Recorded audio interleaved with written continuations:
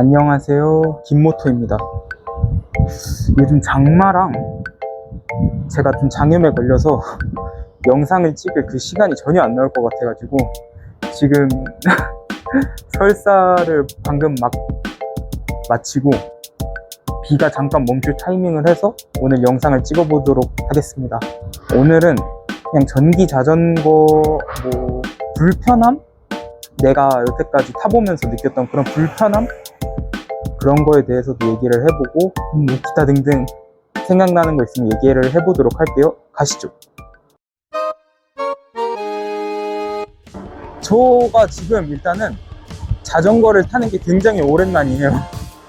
장염에도 걸렸고 장마 기간이랑 겹쳐서 도저히 탈 그게 안 나더라고요. 시간이랑 타이밍이. 근데 가장 결정적이었던 건 제 자전거가 알바를 하는 도중에 소나기를 맞았습니다. 알바를 하러 가는 길에 저는 무조건 자전거를 타고 가는데 근데 갑자기 어떠한 예보에도 없었던 소나기가 내리더라고요. 저는 당연히 실내에서 일하느라 그런 소나기가 내렸다는 것 자체에도 몰랐고, 그래서 나중에 나가보니까 우와, 비를 잔뜩 맞았어요. 보통 전기 자전거라 하면 자전거 비 좀 맞고 탈 수 있는 거 아니야? 이러실 수도 있는데 아닙니다. 전기 자전거도 당연히 배터리로 가는 거고, 연결 단자에 물이 그렇게 막 묻어있는 상태로 배터리가 막 접촉을 하게 되면은 쇼트가 일어날 수 있어요. 그렇기 때문에 무조건 비 오는 날은 전기 자전거를 타지 않는 거를 강력 추천드립니다. 그래서 저도 전기 자전거를 탈 수가 없었어요. 그리고 그 다음 날에 아쉽게도 제가 장염에 바로 걸려버렸고, 지금은 장마 기간이라 오늘도 아침에 또 비가 내리다가 점심에 잠깐 그쳤거든요. 그렇기 때문에 지금이 딱 기회다. 설사를 방금 했고 비가 내리지 않는 지금이 정말 딱 기회다 싶어서 영상을 찍으러 나왔습니다. 전기 자전거를 타면서 불편한 점은 이거 같아요. 일반 자전거는 아무래도 비에 대한 그런 게 조금 더 걱정이 적을 거라고 생각을 하는 게, 일반 자전거는 전기로 그렇게 작동을 하는 부분이 거의 없잖아요. 근데 반면에 전기 자전거는 배터리가 있기 때문에 물과 그렇게 막 닿고 기계랑 연결이 되면은 쇼트가 당연히 일어날 수가 있기 때문에 비 오는 날은 누가 뭐래도 조심을 해서 운행을 저는 안 하는 걸 추천드릴게요.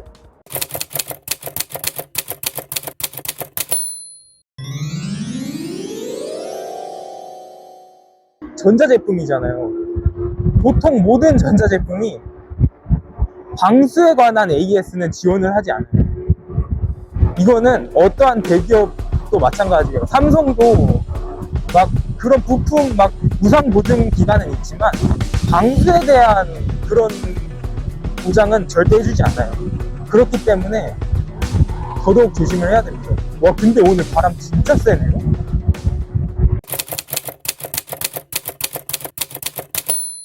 오늘은 자전거 도로가 아니라 공도 위주로 라이딩을 하려고 생각을 하고 있는데, 솔직히 공도 위주 라이딩, 사람이 없는 시간대에 좀 주행을 하시는 걸 강력 추천드립니다. 이게 뭔 소린가 싶을 수도 있는데 당연히 공도니까 차가 많겠지. 저희 전기 자전거는 리밋 해제를 하지 않는 이상 속력이 30km조차도 나오지 않습니다. 25km가 최대라는 소리죠. 저희는 또 우측 끝 차선에서 주행을 해야 되잖아요. 눈치가 엄청나게 보입니다.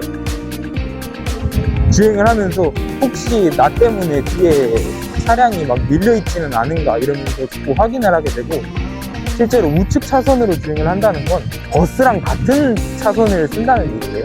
그렇게 버스랑 같은 차선을 쓴다면 버스는 또 몸체가 크잖아요. 차체 자체가. 나는 교통 흐름에 방해를 주지 않으려고 우측 끝 차선으로 달리는 건데도 불구하고 버스는 저 때문에 막 조금 더 주행하기 힘들어지는 대형 차량들은 그러한 현실이 있기 때문에 공도 주행은 솔직히 밤 아니면 사람들 다 들어가서 이렇게 쉬고 있는 밤 10시 아니면은 저는 딱히 추천을 드리진 않아요.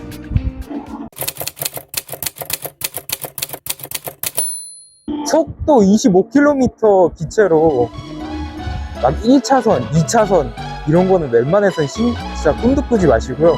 그냥 우측 차선, 갓길 근처로만 주행을 하시는 게 가장 안전하고 가장 욕 안 먹으면서 공도를 탈 수 있는 방법입니다. 솔직히 속도를 25km로 그렇게 정해 놓은 거는 저희의 안전을 위해서가 커요. 25km라는 속력이 사고가 났을 때 저희가 가장 덜 다칠 수 있는, 그나마 덜 다칠 수 있는 그러한 이제 속도라고 저는 알고 있거든요. 근데 그렇게 속도를 낮춰 놓을 거면은 자전거 도로를 좀 많이 깔아놓고 속도를 낮춰야 되는 게 아닌가라는 좀 생각을 합니다. 왜냐면은 자전거는 인도 주행이 불법입니다. 이건 알고 계신가요?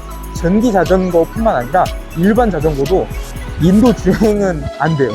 이거는 불법입니다. 그러면 무조건 자도 아니면 차랑 같이 다녀야 되는 공도, 이 두 개인데 25km 속력을 정해놓는 이상 차도로 다니기에는, 공도로 다니기에는 차들 눈치를 엄청 봐야 되고 교통 흐름에 방해도 되고 자전거 도로는 안 깔려있고, 이건 진짜 방법이 없어요. 이거는 솔직히 자전거를 많이 타본 적 없는 그런 분들이 만든 법이 아닐까? 라는 생각이 들 정도로 좀 아쉬운 법입니다. 자전거 도로라도 많이 깔려 있으면은 상관없이 길게 다닐 수가 있는데, 자전거 도로도 깔기 싫어. 근데 전기 자전거 속력은 제한할 거야.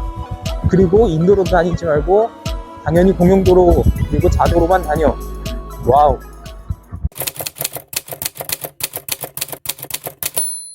제가 이제 언덕 주행 테스트 막 이런 영상들을 올렸잖아요. 근데 댓글에 뭐 어떤 분께서 저보고 소비자를 호구로 보지 마라 이러시는 거예요.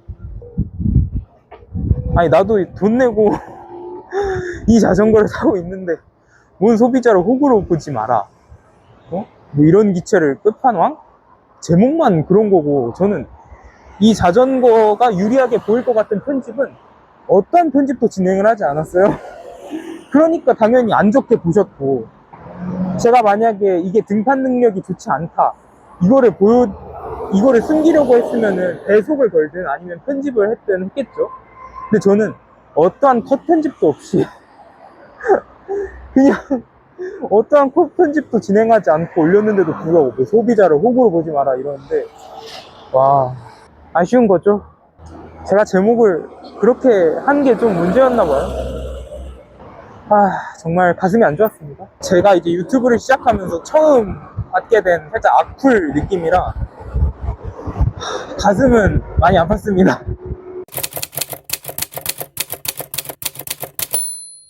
특히 자전거를 하면서 살짝 후회를 하고 있는 거는 125cc 미만의 자동 변속이 되는 스쿠터를 살걸, 이거는 솔직히 살짝 후회를 하고 있습니다. 왜냐면은 스쿠터는 이제 전자제품까지는 아니니까 아무래도 방수에 조금 더 그런 부분에 있어서 이득이 있고, 그리고 속도 면에서도 도로 주행의 흐름을 좀 따라갈 수 있기 때문에, 그리고 디자인이 저는 이제 살짝 레트로나 아니면 좀 남자다운 감성의 디자인을 좋아하고 원하는데, 한솜, 베네타, 클래식? 그게 이종 보통으로도 탈 수 있고, 알아보니까 자동 변속이어서 124cc고 그래서 디자인도 굉장히 멋있고 좀 뭔가 할리? 남자의 로망이잖아요. 그래서 상당히 많이 끌리더라고요. 가격도 그 정도면은 보통 자동차나 오토바이 같은 거 살 때 일시불로 이렇게 긁어버리시는 분은 없으니까, 저도 이제 할부로 하면은 살만한데? 기변을 할 때는 아무래도 조금 그런 클래식한 디자인의 125cc 미만의 스쿠터로 갈 것 같습니다. 한 3년 정도 어차피 뒤에 할 거니까 그때는 조금 더 좋은 멋있는 바이크가 나오겠죠? 3년 뒤에도 제가 이 채널을 하고 있을지 모르겠네요. 그래도 생각보다 조회수는 잘 나오더라고요. 여러분 사랑합니다. 시청해주셔서 감사하고요. 다음에 봅시다. 안녕.